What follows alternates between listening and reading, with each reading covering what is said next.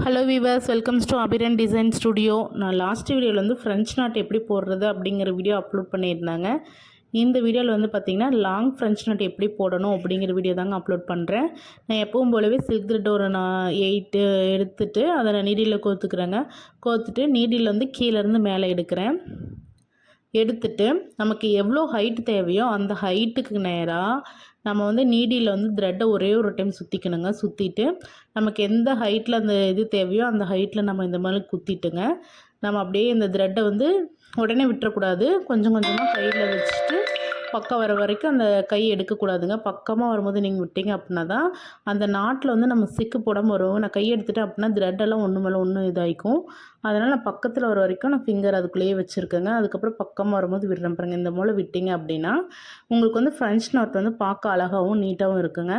Beginners இது போலவே நீங்கள் வீட்டில் ப்ராக்டிஸ் பண்ணிட்டு வாங்க. கண்டிப்பாக உங்களாலேயே போட முடியுங்க.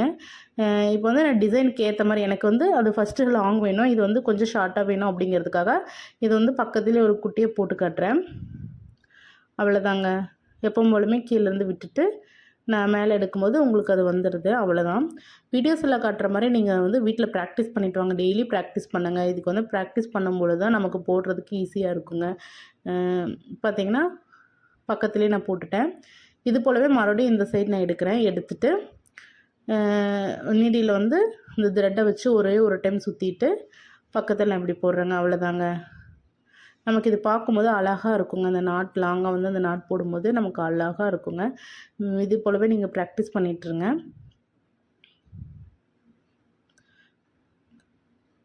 இப்போ நான் ஆப்போசிட்டில் இதே மாதிரி போடுறேங்க.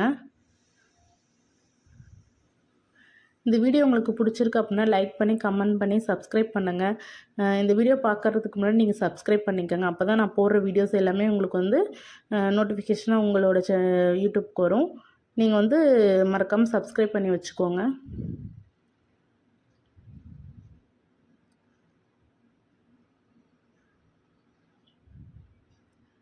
Thank you friends. நெக்ஸ்ட் வீடியோவில் உங்களை மீட் பண்ணுறேன். பாய்.